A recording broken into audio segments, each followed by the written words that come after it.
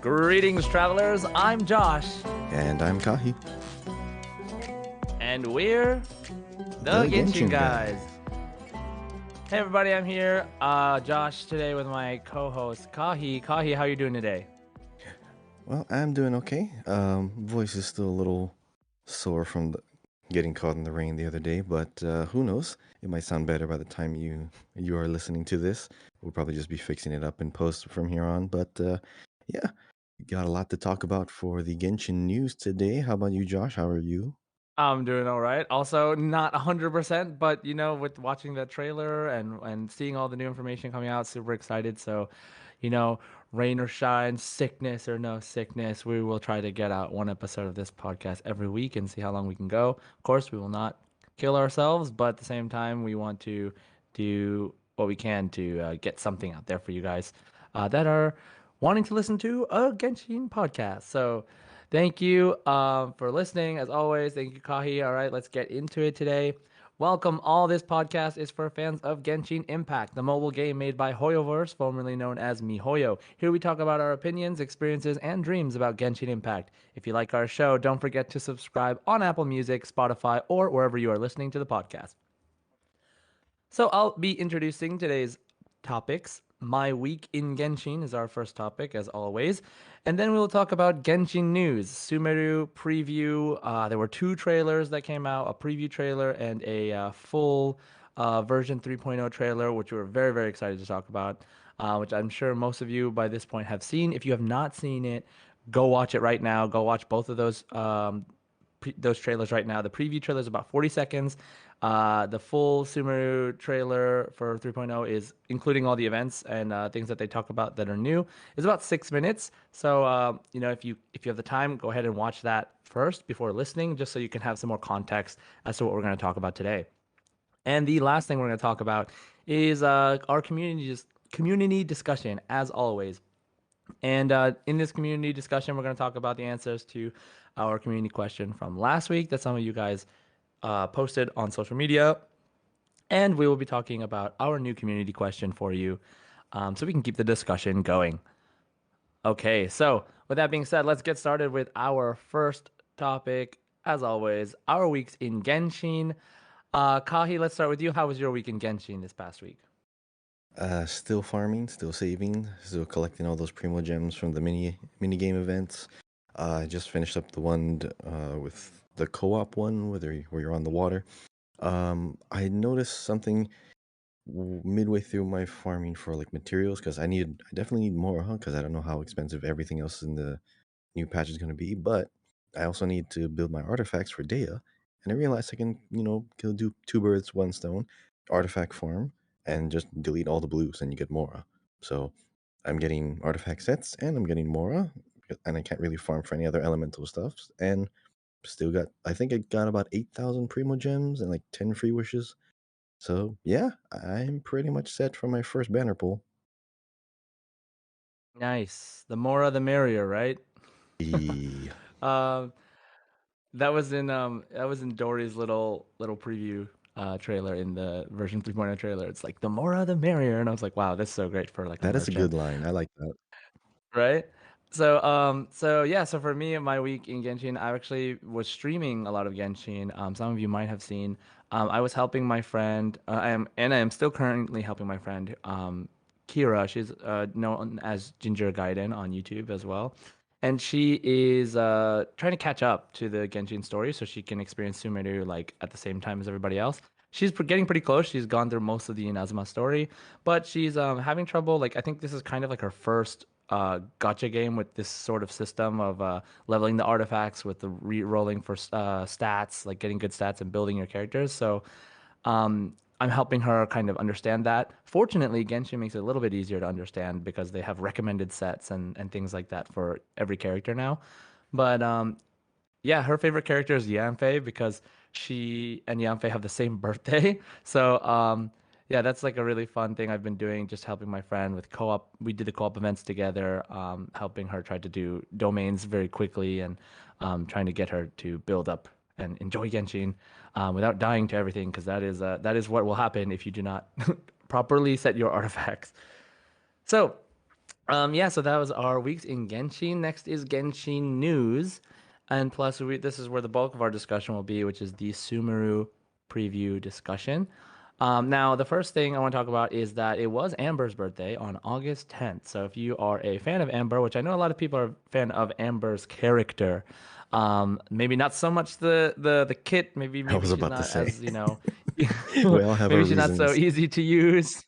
Yeah, maybe she's not so easy to use. Maybe she's not that good if you're talking about, damage output or meta or whatever. But I mean, a lot of people do agree that she's cute. She has like a really nice personality. Like she's interesting character in general for like a generic, like the first character who helps you in the game kind of character. But I like her. I have C4 Amber for some reason, so I have used her here and there. But definitely, if, happy birthday to Amber, and enjoy your rewards that she gives you. I didn't actually look at the mail that she gives you. Hold on, let me look at that real quick. Actually, I'm really curious about I those. think her signature dish Um, might be the sticky honey roast. Either that or some kind of toast. oh, from Good Hunter, Yep. so good. You can see like a, I think she Yeah, has like one of she. those little Oh no, no, bunnies she going. has, she has the Outriders champion steak. That's what she has. Oh, it's a steak. Okay. Yeah, Oh, I remember there being meat on yeah, it. So. yeah, and it has like her bow on it, and she says like, "Hey, do you have some time to come back to Mondstadt today? I'm preparing around the area." I remember in the Twitter post they're like, "Hey, I heard you were going to Sumeru soon, so like I got you some stuff for your journey or something like that." And I was like, Oh, she "Oh, mentioned that's Coley, cool." I That think. like the Yeah, in the Twitter post I think she did, but like in the one in the game which I'm looking at right now, she just has some kind of like, "Hey, do you want to hang out later? It's always good to return somewhere familiar for a break before embarking on your next adventure, right?" So anyway, that's the mail that she gives you. Super cute, of course. And then the next thing I want to mention in Genshin News is the Evermotion mechanical painting event has started. So if you're interested in puzzles and of course some free gems, don't forget to do that event. There is a week on it, 7 days left at the time of this recording. So probably by the time you're listening, it'll be 5 days or so. But don't forget to do it before it is gone. It looks fun. I haven't started it yet, but I love these kind of puzzle events. They're usually pretty fast, so enjoy it. Okay, now we're gonna get to the biggest part of our episode today, which is the Sumeru patch 3.0 preview and the version 3.0 trailer. So with that being said, as always, we have some slideshows for a slideshow with pictures from the trailers for our context, and we will start talking about a lot of these things that happened in the trailer with you all. And of course, feel free to comment, talk to us about it, reach out to us on Twitter about what you thought about the trailer, what your favorite part was. What are you most excited for? All these things we're going to be talking about in the next well, probably the next good few minutes, I would say. But let's get started, shall we? So, the first thing the trailer opens with is Irminsul, the Dendro Archon's consciousness, directly linked to this tree.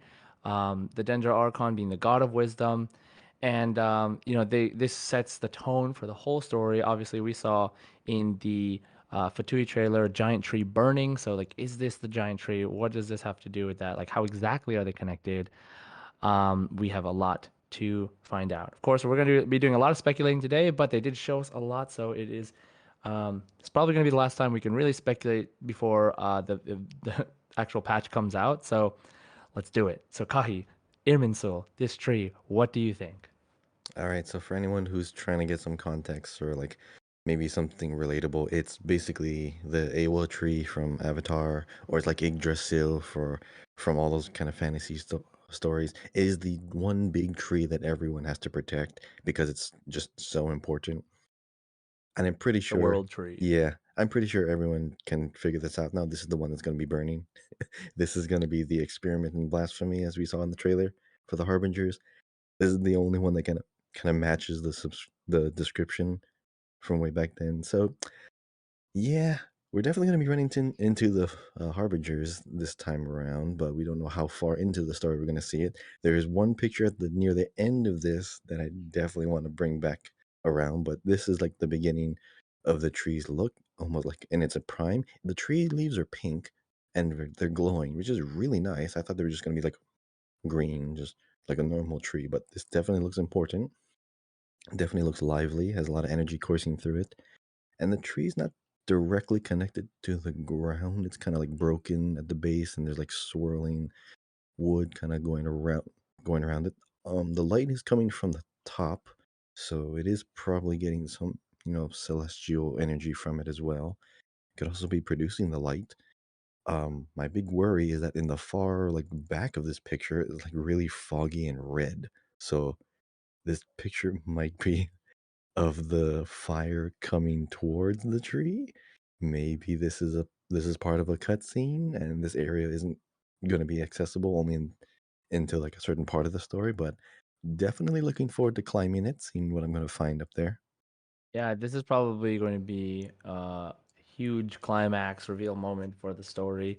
Um, and I'm looking up like the etymology of like Irminsul, like the history of the name, and it's actually like so. And what's it called? So Genshin does a lot of like when they do their English localization, like they reference a lot of things on purpose, having to do with the culture that they're like either imitating or pulling inspiration from. And actually, Irminsul, so I was thinking, oh, maybe it's like some kind of Arabic thing or Middle Eastern culture, but Irminsul is actually a Germanic word from Old German. And it was Irminsul was like a sacred pillar-like object that had a huge important role in like German history in the medieval times. And it was supposedly destroyed by Charlemagne during a war, during a couple of the Saxon Wars, it says. And um, this like it's supposed to be similar to like Yggdrasil or these other similar like pillars of importance. And so I just think it's interesting. Honestly, the thing that catches my attention is that the name is not like Arabic or of Arabic descent. I mean, Or as far as like Hindu, what I'm yeah, looking up Hindu is here, there's a lot of Hindu language in this one. right? So I wonder if that has any sort of connection. Like, if are we going to find out something special about this tree, about this Irminsul, maybe about the Dendra Archon, or maybe they're just because like Mondstadt is based on very largely on Germany. Maybe that this is just maybe this has to do with that, or maybe this has to do with just some sort of mixture of cultures. Maybe they just took inspiration from it in a different way. So we'll see. We'll see what happens. But like just keep in mind the name is not an Arabic name as far as this tells me. So if I'm wrong, if there's something else, if you know something more, please feel free to let us know on Twitter. But it's so interesting to learn about like why they choose to name these things the way that they do, right? It's a hint in itself, and it will usually involve tying into the story in somehow. So I'm really excited to see it. Okay, so moving on, we have Nilo doing her performance, and they're showing a couple of different things. They show dendro crystal flies interacting with her. She brings the fly close to her mouth and then disperses a bunch of energy.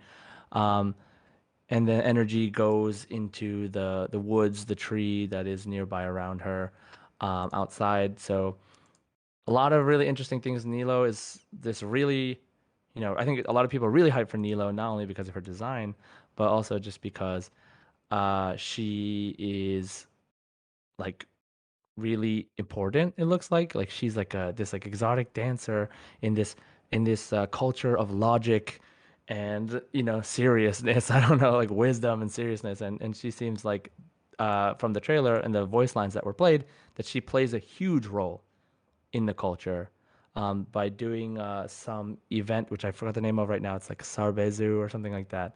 But she is a key figure in the story. So, what do you think about how they showed Nilo Kahi. From the trailer, it definitely makes sense why she's a 5 star. From this one gesture alone, so there's one crystal fly, dendro crystal fly. She brings it to her mouth. It's almost like she's breathing life into it, or I don't know, praying to something. But when she converts it, it goes a little bit blue light and from the green crystal fly to like blue light, but then disperses it, and there's several streaks of light. So either she multiplied it or gave it life, or magnified it somehow. I think she definitely has, mystic practice. She's not just a dancer, but maybe her dance is part of her magic, which kind of makes sense if she starts to use water as like a catalyst. Maybe she's gonna be manipulating water a certain similar way, giving it more fuller life or just extending life. Because after this, all the energy gets absorbed into the tree, and then you see like this wave go like pulse across all like the valleys and the grass, and they get more lively. So she probably is aware of how to channel or breathe life into the environment. She knows how to channel like energy. She knows how to either create life, which would be even more interesting. So she definitely is going to be a pivotal role. I feel like we're going to learn her history. Maybe she started learning all this and then realized that she wanted to do something else, but still kind of keep that skill going into it. So it she's gonna be, I think, one of the more powerful people in this area. I mean, we have some other 5 stars too, but as far as like this gesture, she's probably just gonna be right under the Archon. But I mean, what do you think? Do you think she's gonna be strong, or she's gonna be like more reserved and just kind of do her own thing while we watch, or what do you think she's gonna do in the story with all this energy? To be honest, she looks like a special kind of case. Like where she's one of those people who has like some kind of really powerful latent power or like something that she can only access by doing something really specific, right? Like kind of like being the catalyst for something. Like maybe to do this ritual, she has either she maybe she comes from a long line of people that can do it. Maybe she had just had something special about her that allows her to be the one to do it. And I think outside of that, she probably won't be shown as like a super physically strong, like fighting sort of character at all. I think she'll be strong as a character probably because like if she's a 5 star and whatever. But I think that she's going to be a key part of the story, and maybe that like becomes something like where you have to protect her, or you have to like she gets captured and you have to go get her or something like that, because she seems like she's a key for whatever it is that they're trying to do with this ritual. And obviously from the voice lines in the trailer, there are people that are against it for one reason or another. It looks like a lot of the like, especially regarding her story, but also just like the wide overarching feeling I got from some of this trailer or a lot of this trailer was that it's kind of looks like the old guard versus the new guard sort of situation, like the people who believed in the old god, and then the people who believe in the reborn god. And they're talking a lot about like the lesser god Kusanali, and then the greater god, like someone else who like apparently disappeared and Oh, didn't show Ruka up, and then Devada, that's the one, Kusanali showed the up. original. Yeah, Ruka Devada, right? And so like the other interesting thing I remember from the 40-second anime preview trailer was Al Haytham and Sino were fighting, right? And like I was thinking like why would they be fighting? And the one thing I could think of is like Al Haytham is like part of the New Guard Academia warriors, guys who wear the Akasha, like, knowledge, etc., etc.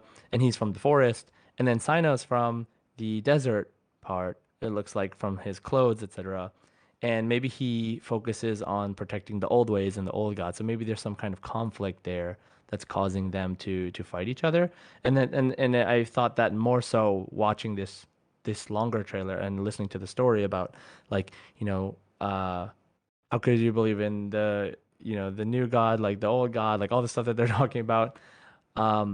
So there's a huge divide. There's looks like sort of like civil war or like an ideal civil war of sorts within this already like physically divided like nation with like two different biomes in it.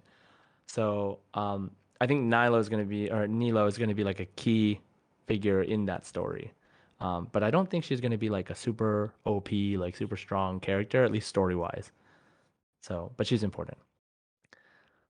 So the next picture we have here is Pond Island. So there's like this after they show Nilo doing her ritual, they show this island that's sort of in the middle of the jungle area of Sumeru that's sort of separated from it's kind of by itself standing alone like a grassy pillar in a big area. I think it's water or mist and it's connected to the rest of the continent just by vines it looks like. And so what do you think about this area? Kahi looks pretty interesting. This one particular structure kind of looks like a really huge old hollowed out seedling, maybe like a seed of a another kind of tree in the area, but there's a glow, a consistent glow coming out from the bottom of it. You can't really see it from this picture, but the next one kind of shows like a top-down view of it. It looks like you can see straight down into it. So this at the root of this little hollow seed like building, it goes straight down. You see some vines. There's like a hole in the ground. That might be a tunnel or a path down into the deeper earth. Because like they do Oh mention yeah. how the chasm is connected to this place. The chasm is how you kind of enter Sumeru from a certain vantage point. This one, the camera then kind of does like this zoom in effect that goes into that, and then it goes to like this the area down below. So I think we saw like pictures of it before, like that kind of foggy green, swampy looking area.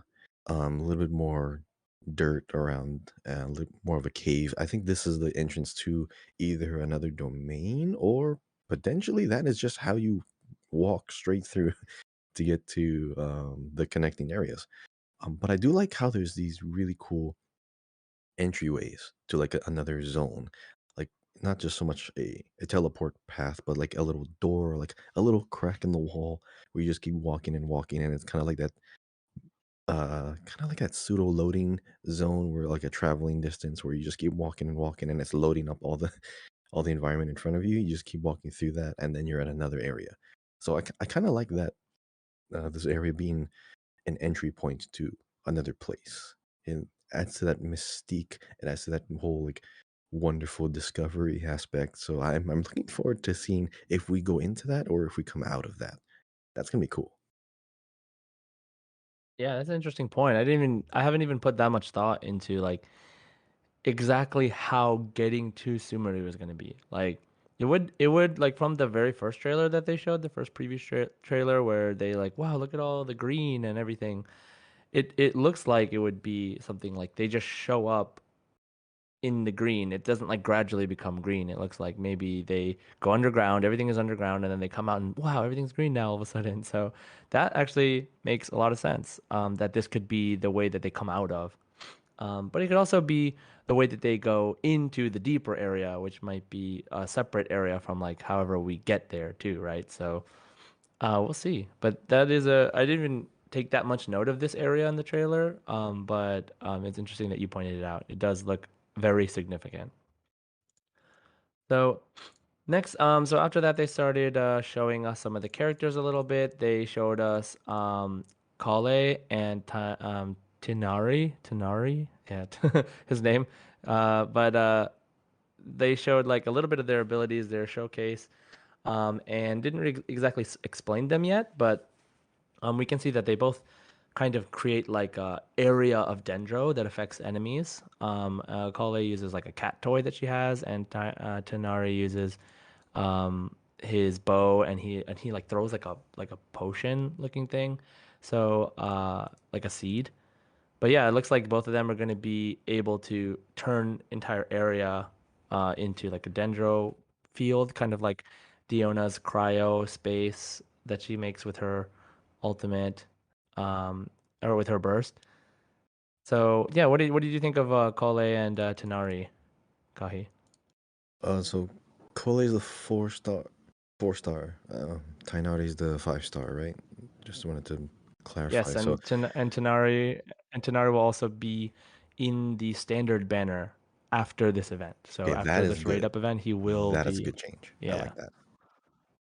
As yeah, far as because we need a Kale, Dendro 5 star in the banner. So hmm I mean, because we have a new element, we need ample access to it.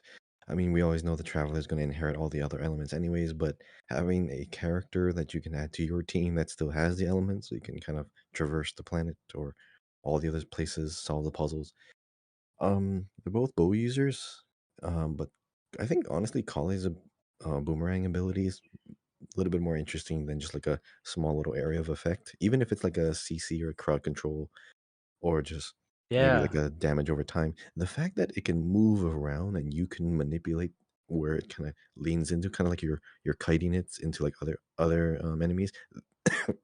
That's gonna be cool because you can set up like your own abilities, like Yaimiko. She can have her turrets in a certain area, but then you need to interact with it. You need to force the element interaction, but you're a little too far. You can actually kind of pull the ability back over to it. You can kind of like kite enemies into the thing, or I think you might be able to cancel it early if you run to it. Because it is still tracking you as it goes back. So it goes out and then back in. So if you run towards it, I'm assuming it would just you would collect it faster. Or you can right. just easily go into like your dash cancel attacks. So you can pull off some pretty interesting combos with this. Or I'm just not too sure how it's gonna interact if you switch characters while it's out. I definitely want to see that first before I judge whether I want this character. But I already I already made up my mind about what characters I want to save up for. I I mean, she's free. I We're know getting her for free. she's free, So, but I still gotta level them up. There's a lot of I stuff to see. look Yeah, into. yeah. Yeah, so she will be coming to the what's it called? So there will be an event that is sort of a tutorial for Dendro. I think they showed the preview of it in the trailer. It's the very first one. It's like helping out a scientist with some research or something. And the reward for doing that event is a free Kale. So definitely, if you are interested in using her, level her up. Otherwise, you have the Traveler. But um, we'll probably get her eventually. I'll probably level her up. I love archers. She looks interesting, and she is Dendro. Um, but I'm really hoping that we're gonna have a lot of fun with trying to work out these new characters and like Kahi said, like trying to figure out like how their abilities work, what's gonna be like fun ways to play as them, what are some cool things we can do in combining them with other teammates' abilities.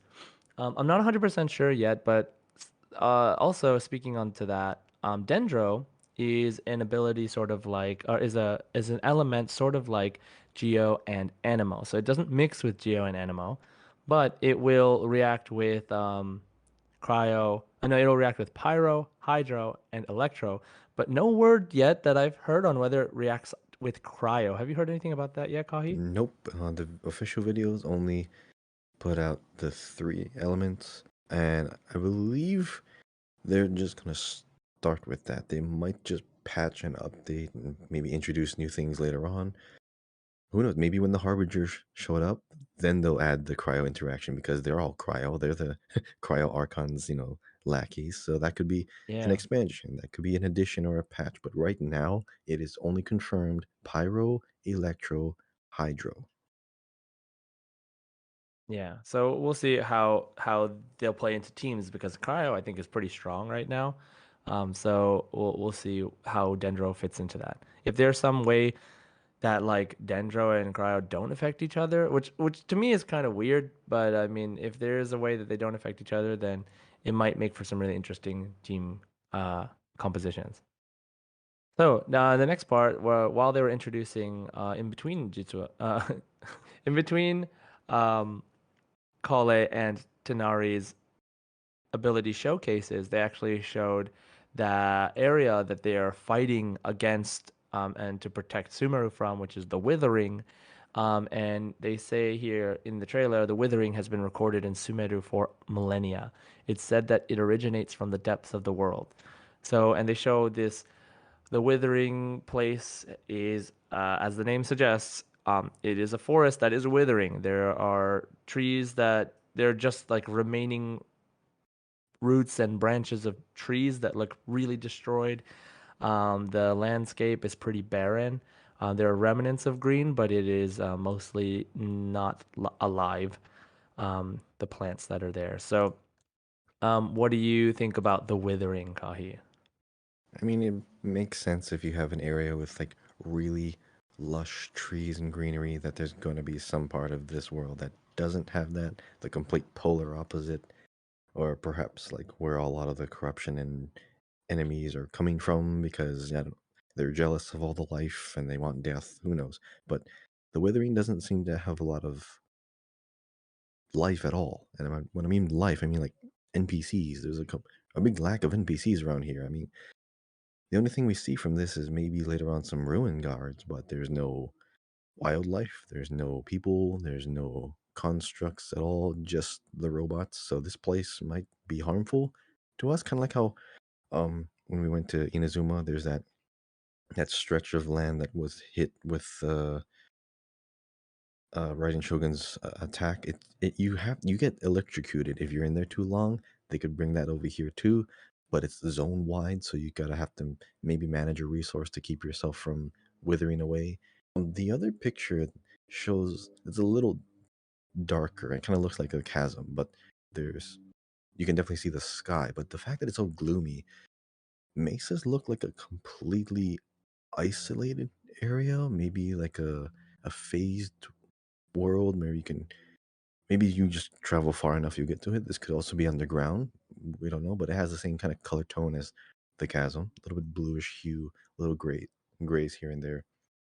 But the origination of the withering is from the depths of the world, or at least that's what it's said, and for millennia. So that's this whatever ancient evil was causing this has been doing it for a really, really long time. I think Zhongli might even know what this is, but maybe isn't saying anything. Um, I'm curious what the root of this is. Like, where is this like gonna go all the way to the underside of, I guess, the desert region, or is this by itself? I don't know exactly where this place is between the two. Like, is it in the middle of the forest and the desert region, or is it underneath everything? So the placement might give a little bit more story and background of this, but until I see like how this connects to this space around it, kind of hard to say exactly if this is a good place to be in or not. And it doesn't really look like we're gonna find much other than a lot of bad stuff. Maybe a chest here or there or something. Yeah, it's really interesting. We have so much like when it says the depths of the world, like, there's the underground place we were just talking about earlier. There's obviously the chasm is somehow connected to the underground space under Tevat. And we really have no idea how it can connect, but like you bring up a lot of good points about like how long ago this has been recorded, how long ago this started happening. So it's not necessarily related to the recent events, including Kyenria.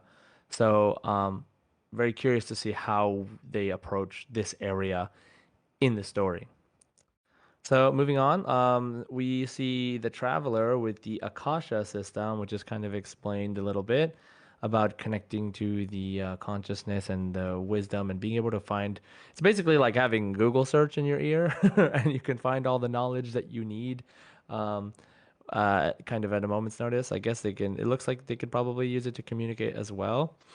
And so, yeah, we talked a little bit about this in the last previews that they showed of this as well. But what do you think with the new information that we have now, Kahi? Any new like speculations?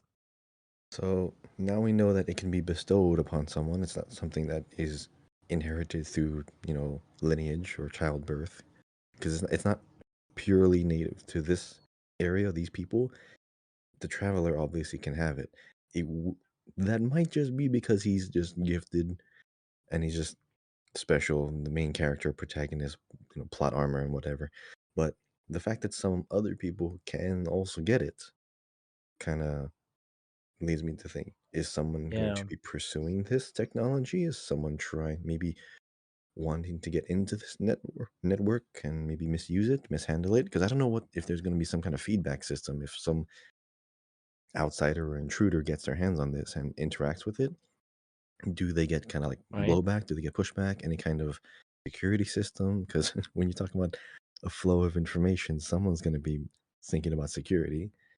Um, but it's interesting that the traveler's gonna get it and it's working because like we don't have a vision and we use elements and like we're known to like interact very special ways with like the energies of the world and all these other systems. So maybe the traveler is going to become a catalyst for change in the system entirely. I'm curious how we're going to play a part in the whole network. I mean, we helped change Inazuma, right? So we'll see how it goes. But yeah, like it says here in the trailer that the Akasha terminal, which is what he is using, is a tool produced by the academia that utilizes the legacy of Greater Lord Rukdavada. And it says you may use an Akasha terminal to connect directly to the Akasha and access any knowledge you need. So yeah, we'll see how that ties into Rukdava, Aruka Devada. Rukdavada. And also the academia, right? So we still don't know too much about their motives. Like if there's anybody in the academia with ulterior motives, et cetera, et cetera. So we'll see, by what chance that the traveler is endowed with this Akasha terminal. And then we will, after that, actually, starting at the next story point we want to talk about is the divine knowledge capsule that is up for auction that they show. It says the divine knowledge capsule should be up for a secret auction within the next few days, and it shows like this little like crystal looking accessory, and it's like all red around it, and it looks like it's has a bunch of energy inside of it. So, what did you think about this part of the trailer, Kahi? So all the information going through that Akasha system can be coalesced or collected into a capsule. Either that or this is where the information is coming from. Either way, this is a culmination and a focused, condensed version of it. And somehow it's on auction. So It either this is says a black market thing. it says Hmm? hmm, Go ahead, go ahead. uh, sorry. It says like use it and you'll gain the wisdom of the gods is what Hmm. it says. So this can exist separate from the Akasha system. So people who aren't linked are maybe are trying to use it so that they can know what everyone else knows, or maybe trying to absorb all of it and misuse it. Just the fact that it's being sold up for auction doesn't sound like something they normally do. So this is probably acquired through some pretty weird means, maybe some underhanded methods, possibly some betrayal, maybe who knows, maybe a murder. There's red in the background anyway. It's very visually striking. The This is a little concerning though because they're using this word divine knowledge a lot. You know, knowledge everywhere. A character that really values knowledge that we've seen recently. Dottore. Dottore is like the one that's talking about knowledge of the divine, and he'd mentioned that in the trailer. We might see him earlier than we anticipate. If this is already going to be front and center, he's probably going after this, or maybe the auction is going to take up kind of a while, and then he shows up and trying to buy it.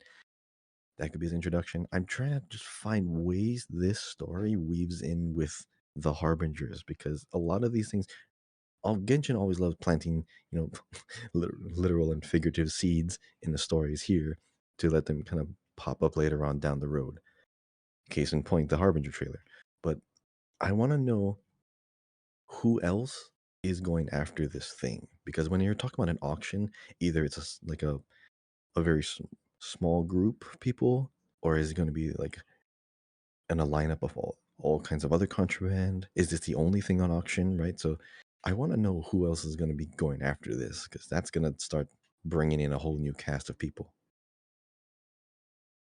Well, speaking of auctions and a whole new cast of people, Dory is shown quickly after this, after who sounds like I'll hate them is the one talking maybe and saying I need you to find a merchant or something like that. And and they show Dory, and Dory is a merchant, and she is probably going to be a big part of you getting into this auction and being a part of it. So I'm really curious to see like the interactions of how she gets you into the story. She seems like a really fun character. Like earlier I was saying, the more the merrier, and yeah, she has like this like really like interesting vibe to her. So, and she has and she's a great sword user, supposedly a 4 star, great sword user who is oh, not supposedly 4. She is a 4 star. And she's a great sword user who uses like a Jin-esque slime that she like sits on while fighting, and it like swings the sword, and it's really really interesting. If you haven't already seen it, but really excited for Dory. Maybe what she's going to do in the story, but also just her character in general. What do you think, Kahi, about Dory? I was really, I remember having this theory a long time ago, but I was hoping that her claymore attacks would be faster because she's not the one swinging it. It's like this spirit or a djinn that's doing it. So maybe that one could be swinging it for her and going faster than what humans can normally do. But I mean, her charge attack animation still looks pretty funny. She's just spinning around. Doesn't look like it's her abilities don't seem very like outlandish or like overpowered. They just seem very simple. Like she just one big AoE attack. Well, not even big, but it's just like a AoE electro ball, and then her burst is like summoning a lamp that you tether to. Seems pretty simple enough, but I mean, I want the character just because she's fun, she's cool, but I might have to just save up for the others.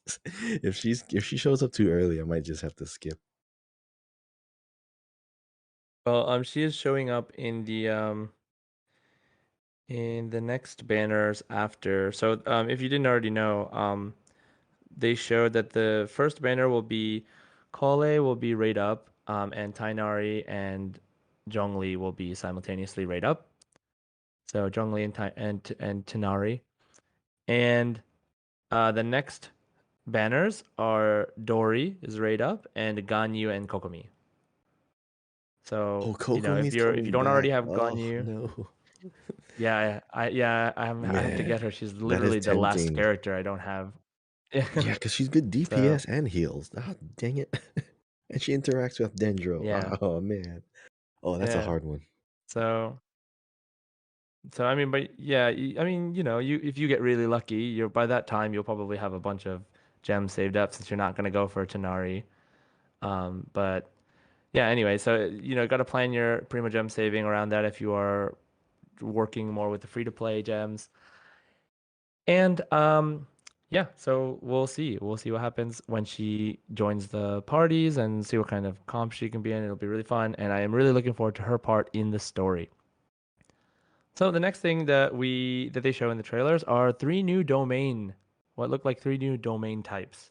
So there is one that is sort of in like a cavern-esque area. There is one that looks like it's in the withered area where everything is dying, and then there's one that looks like it's just in the jungle area by itself. So um, actually, they might even yeah, they might be in similar environments. But what do you think about the new domains, Kahi? I mean, they look cool. They kind of look like reskins of existing ones, really. But the background lets you know that you're in a Sumeru domain, so that's good. I mean, visually, that it makes sense. It matches the landscape around you. Um, until we know what domains they are, where they are, and maybe what the artifacts are. I'm, I'm pretty sure they posted the artifacts, but I gotta look them up because I want to see what the effects are. I know there's obviously going to Oh be a yeah, I have them. Dendro attack one, so I gotta look up the 4 piece sets. Yeah, there's the first one is Deepwood Memories. There is a the 2 piece set is Dendro damage bonus plus 15%. And the 4 piece set is after elemental skills or bursts hit opponents, the target's Dendro resistance will be decreased by 30% for 8 seconds.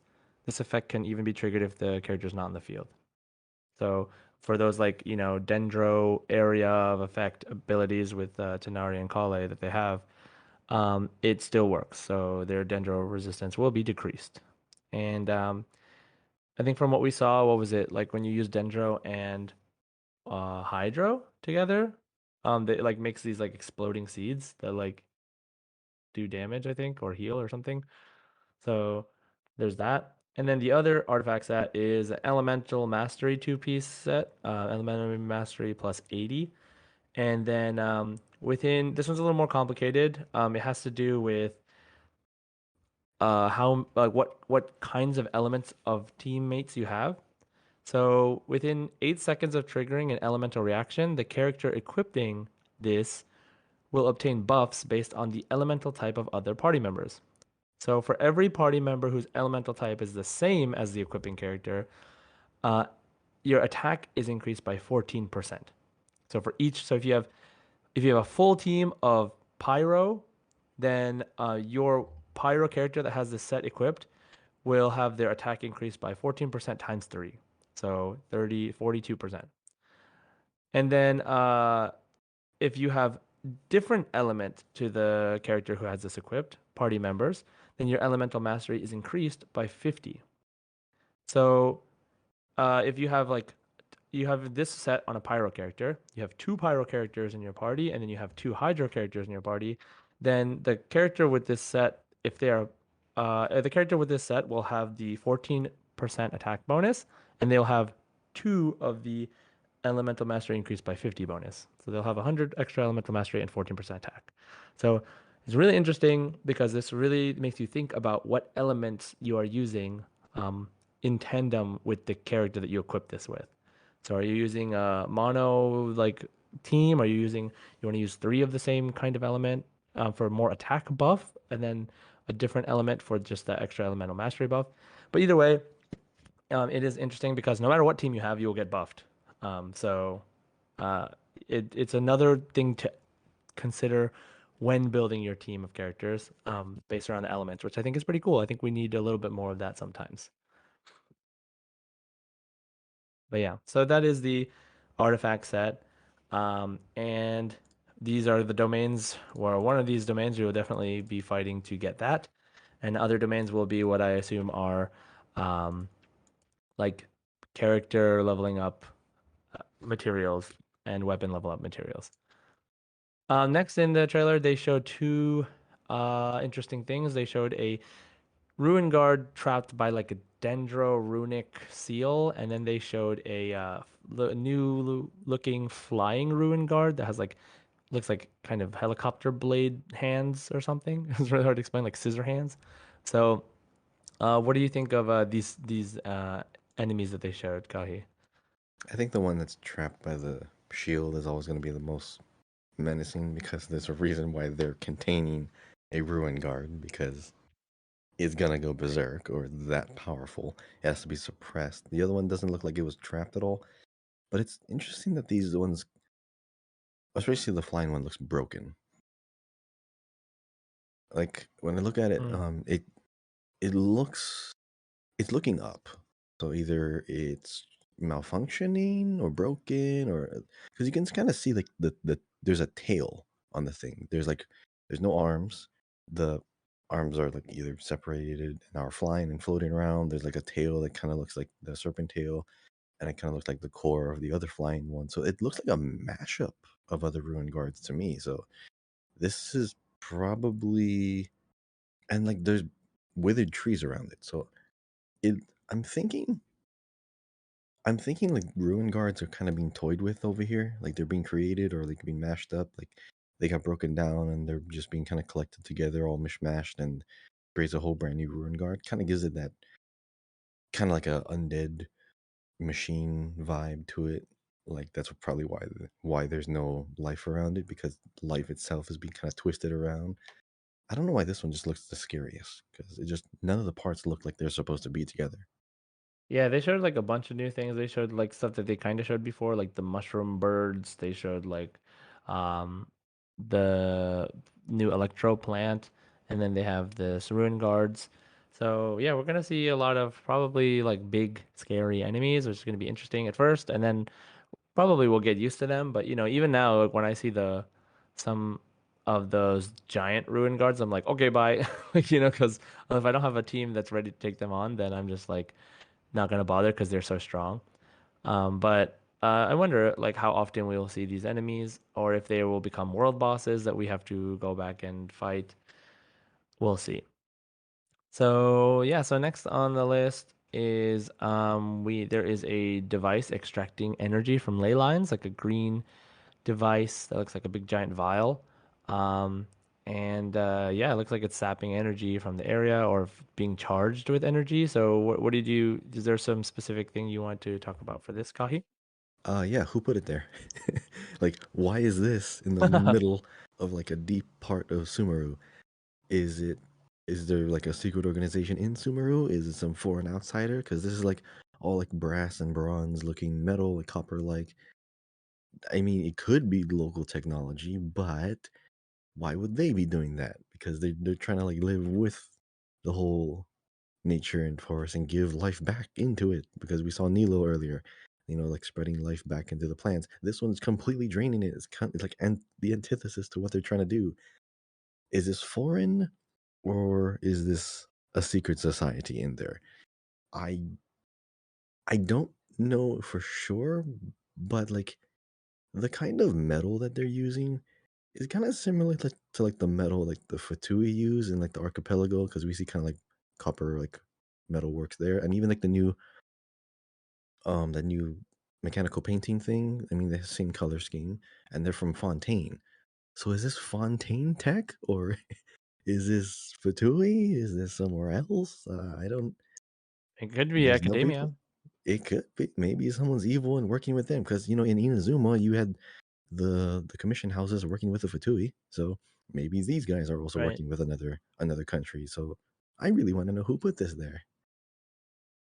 Yeah, I mean, we'll find out. I wonder, like I don't know. What do you think, Kahi? Is it like you think it's a negative thing or it looks like a positive thing?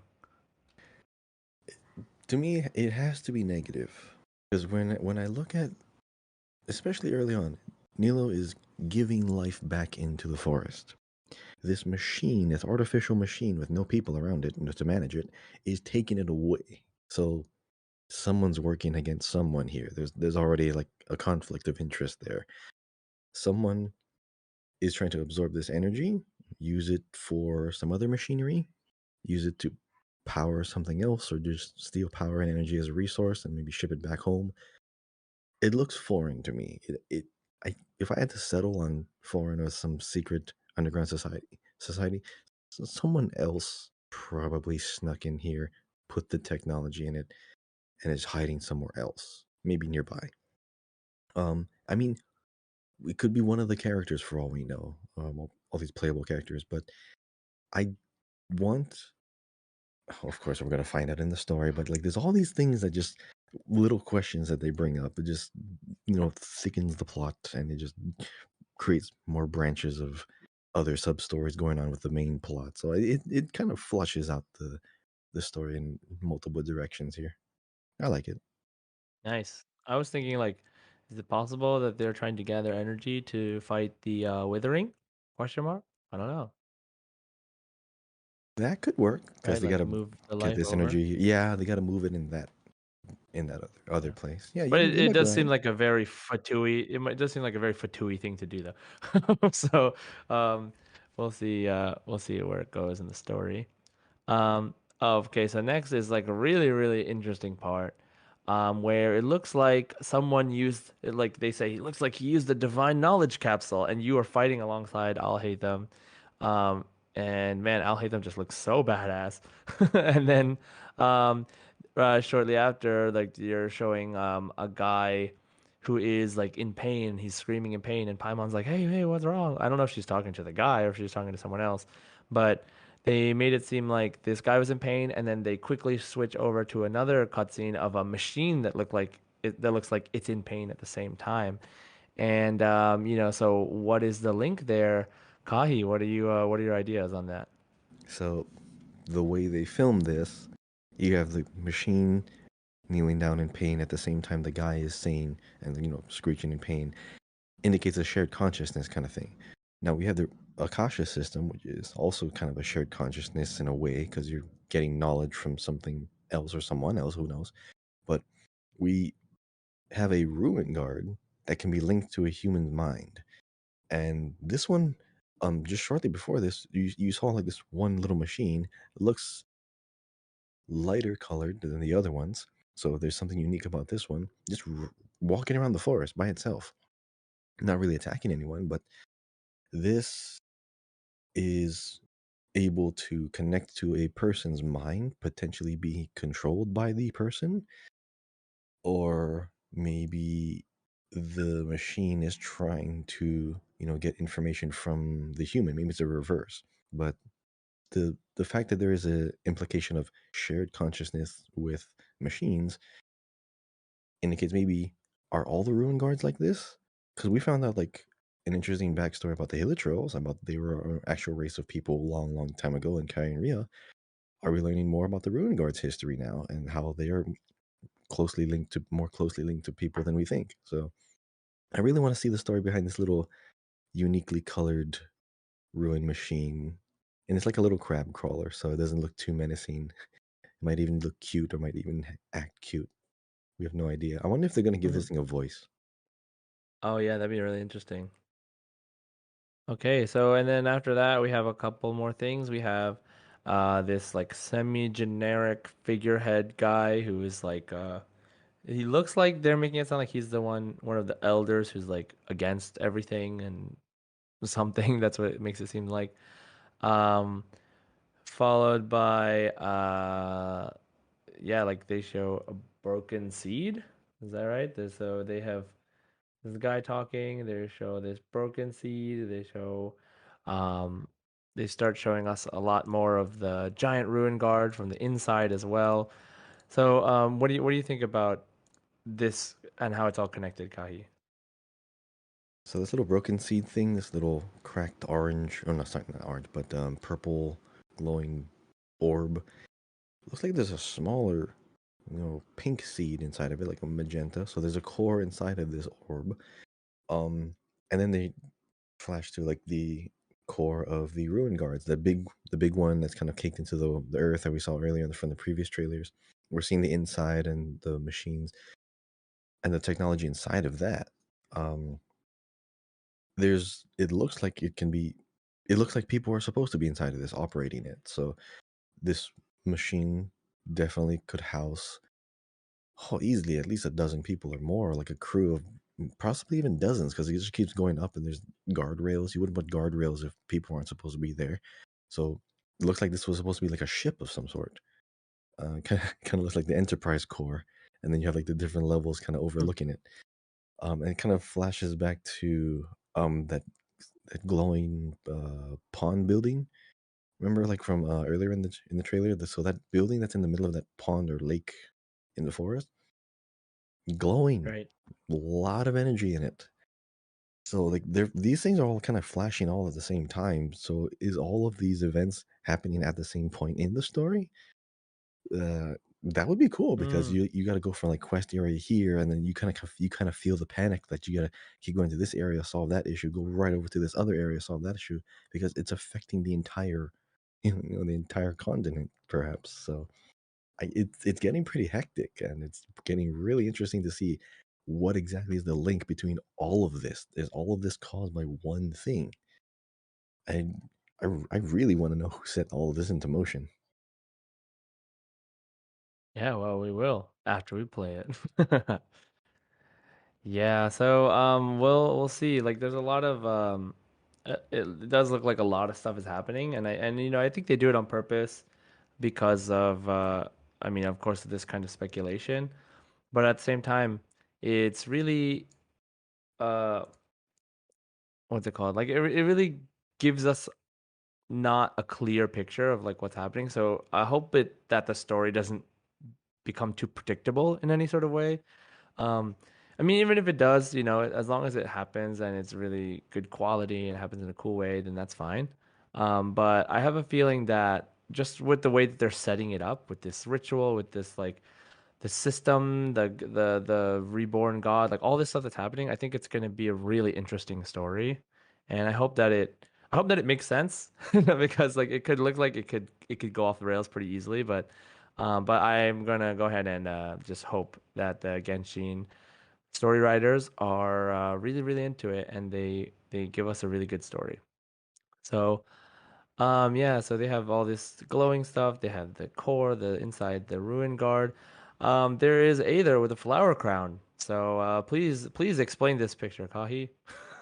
So we don't really see too many of the cosmetic changes to the main character, like in any of the cutscenes. His sword is still that that rusty sword or that basic sword. What is it called? Mhm. Dull blade. He still has The that. dull blade, The yeah. only time he goes through a cosmetic change is when he gets a new element. Like he glows different. Geo he glows gold. Inazuma he glows purple, but nothing else changed. But like in Sumeru, he's getting like the Akasha system on his ear. It looks like it's going to be on your character and visible when you move around. And he's getting a flower crown, so it's something else is important enough to stick to the character model.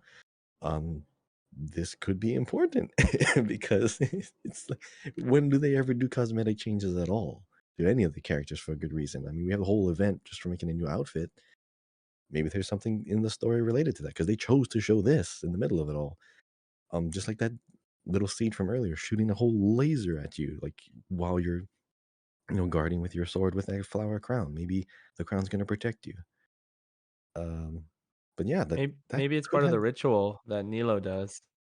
True, because she has a nice headdress too. Hmm.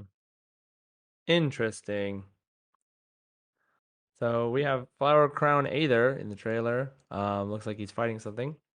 And then we have a a dark seed laser, like a giant planet looking laser. Looks like the Death Star shooting a giant laser beam. And then shortly after, we have the buildings in Sumeru, what looks like disintegrating into energy. So, lot of stuff going on here. Kahi, what are your thoughts about these two scenes? I think Nilo's causing it. The reason why is because we saw her earlier. She got a little crystal fly, dissolved it, and redistributed it as energy to rejuvenate the forest. In this one, the buildings are being disintegrated, and they're going all the way up into the sky. So something needs this much energy that it has to be transferred from this large of a structure. And this is at the very end of the trailer, and it only goes on for like a second. There's like a split. I had to do like frame by frame kind of stuff, but all of these things are being broken down to feed the energy somewhere else. Are they trying to revive something? Because we still know that there's going to be that big burning tree. We know that there's places that are withering. We know that there are places that need to be rejuvenated. But I think Nilo's doing this because the energy looks very similar to how she was at the very beginning of this trailer, how she like absorbs it and kind of spreads it out. This is like on a completely different scale. It's either Nilo or the Archon, the Dendro Archon, which is because she appeared in this one too, just before this. I would love to know what Personally, Kusanali. Yeah. I think her personal name is Nahida, but Kusanali might be like her official name for like her, I guess, her role in the society. But I really want to know, is something happening that caused this, or does this need to happen to solve something else? But only time will tell because this is a pretty big, pretty big feature to show in the story. I want to see. I want to see if we're actually going to see the building disappear. Like you load into the zone, it's not even there. I would love to see that. yeah. Man, there's so much stuff. Like it could just be anything. But I think it's really interesting that you say Nilo is a huge cause of this because of what they showed earlier in the trailer. We'll see. I mean, they after this they showed like the traveler in like kind of like a dream-like state, sort of like at the beginning, where the tree appears, the Irminsul. So I wonder if like maybe this is a he's seeing a vision of like what could happen. Um, if they mess up or something, like maybe everything will disappear, but maybe everything disappears. I don't know. It'll be really interesting. So, yeah, so this we'll see. There's a lot of story mystery here. Obviously, they're doing it on purpose. They're doing it really well too. They're showing us a lot of things that we cannot really connect.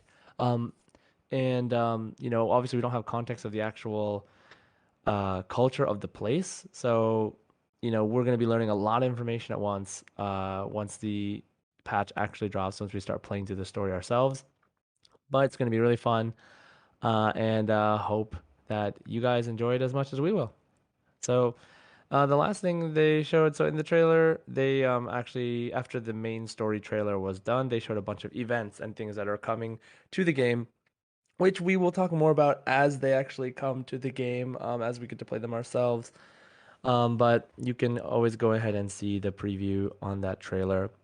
But they did show a bunch of new, what looks like the craftable weapons from Sumeru, the sapwood blade, the moon piercer, polearm, the forest regalia claymore, the fruit of fulfillment catalyst, and the king's squire bow.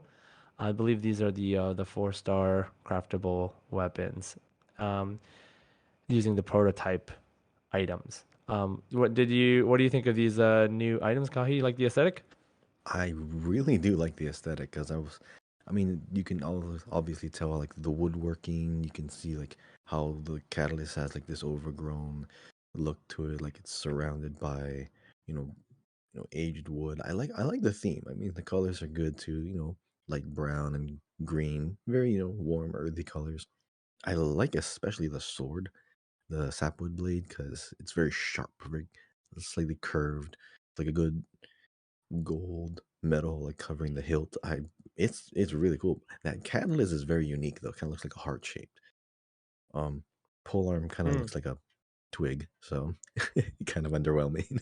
The Right. claymore though obviously is like huge. Kind of looks.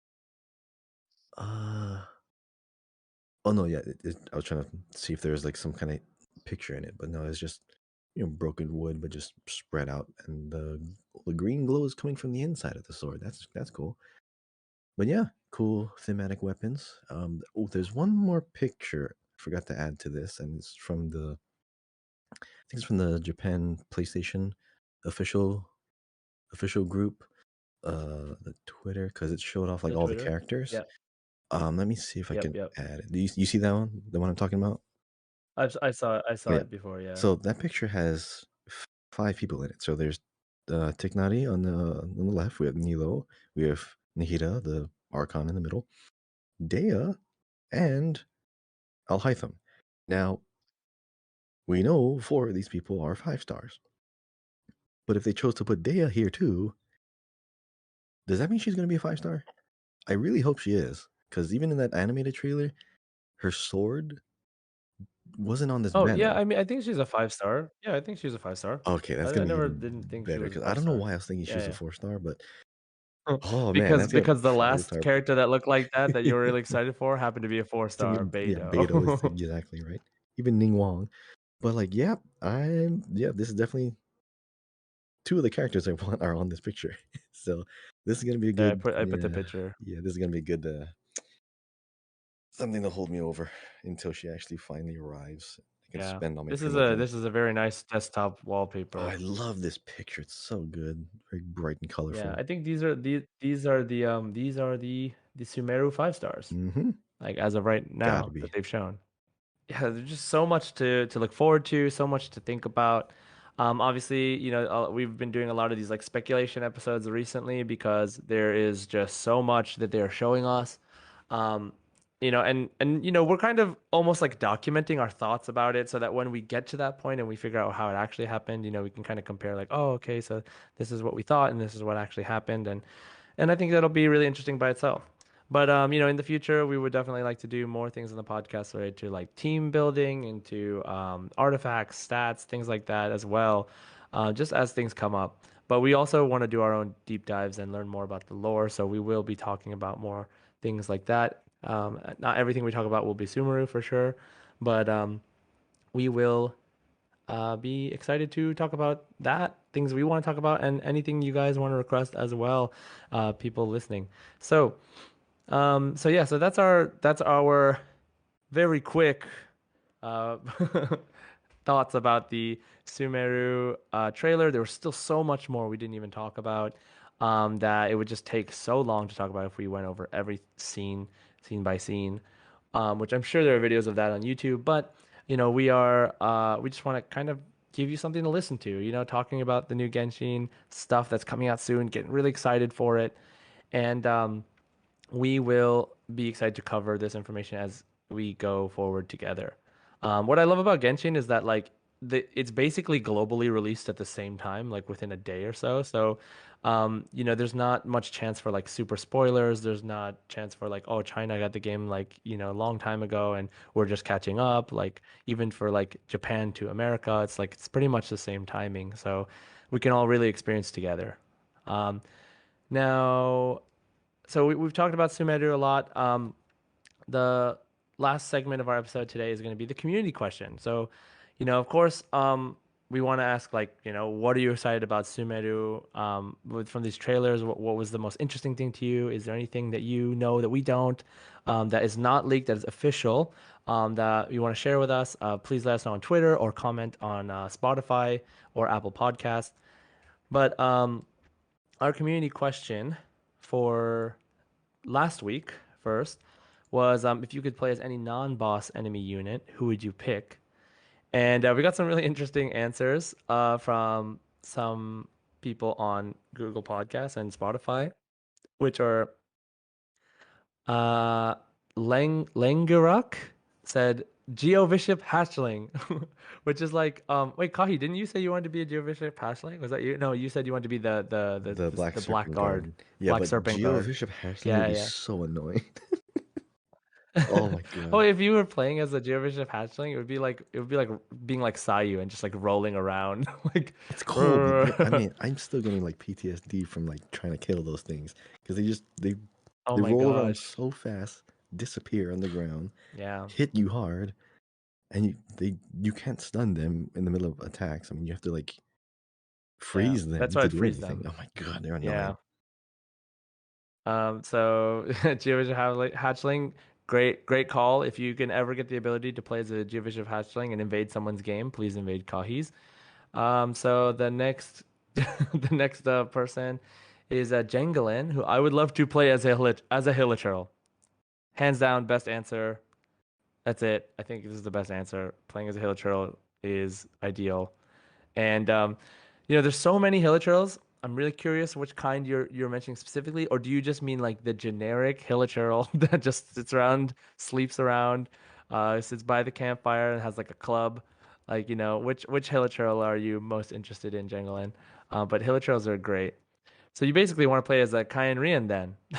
Oh no. Oh, actually, I just realized they have shields that are persistent and they can hold it up and like as you're like moving and attacking, you can intercept some attacks. You don't have to hold the button, or maybe you do, but like it can just stop projectiles. For That might be interesting.